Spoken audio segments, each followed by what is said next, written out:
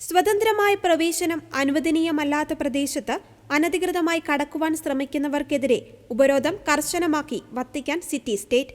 December 19-ന് പരിശുദ്ധ സിംഹാസനം പുറപ്പെടുവിച്ച ഉത്തരവിലൂടെയാണ് വത്തിക്കാൻ സിറ്റിയുടെ കർശനമായ സുരക്ഷാ ചട്ടങ്ങൾ ലംഘിക്കുന്നവർക്കുള്ള സാമ്പത്തിക പിഴയും ജയിൽ ശിക്ഷയും വർദ്ധിപ്പിച്ചത്.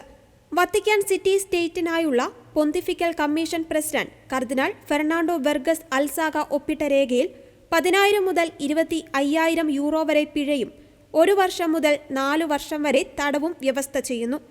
അക്രമം, ഭീഷണി, വഞ്ചന, അതിർത്തി നിയന്ത്രണങ്ങൾ, സുരക്ഷാ സംവിധാനങ്ങൾ ഒഴിവാക്കൽ എന്നിവയിലൂടെ രാജ്യത്തേക്ക് പ്രവേശിക്കുന്നവർക്ക് ഈ പിഴ ബാധകമാകും. കൂടാതെ കാലഹരണപ്പെട്ട പെർമിറ്റുകളോടെ പ്രവേശിക്കുന്നവർക്കും സ്ഥാപിത ആവശ്യകതകൾ പാലിക്കാത്തവർക്കും 2,000 മുതൽ 5,000 യൂറോ വരെയുള്ള ഭരണപരമായ ശിക്ഷകൾ ലഭിക്കും.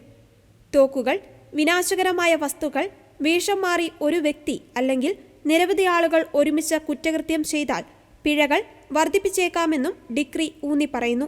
അതുപോലെ ഒരു വാഹനത്തിൽ അനധികൃത പ്രവേശനം നടത്തിയാൽ പിഴ 3/2 വരെ വർദ്ധിപ്പിക്കാം.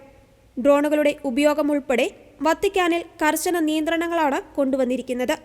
സെന്റ് പീറ്റേഴ്സ് ബസിലിക്ക, വത്തിക്കാൻ മ്യൂസിയങ്ങൾ പോലുള്ള സൗജന്യ പ്രവേശനാനുമതിയുള്ള സ്ഥലങ്ങളിൽ മുൻകൂർ സുരക്ഷാ പരിശോധനയും ആവശ്യമാണ്.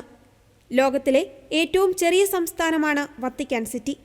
നിലവിൽ വെറും 800-ലധികം നിവാസികളാണ് വത്തിക്കാൻ സിറ്റിയിൽ ഉള്ളത്.